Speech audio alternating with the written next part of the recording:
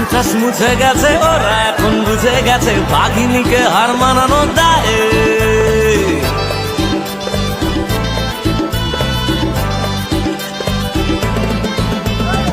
স্বার্থ খুঁজতে গিয়ে যারা ছেড়ে চলে গেছে তাদেরকে টাটা গুড বাই। প্রতিবেশী যতই আসুক বাংলার মেয়েই থাকুক বলছে বাঙালি তাই। বারবার দিদিকে চাই, বাংলার মেয়েকে চাই, বলছে বাঙালি তাই। বারবার দিদিকে চাই। 5টা বছর ঘুরে এলো ইলেকশন, আমরাই থাকবো আবার নেই যে টেনশন। দিদিমণি ছিল আছে থাকবে আবার, বামাটি মানুষেই ভরসা সবার।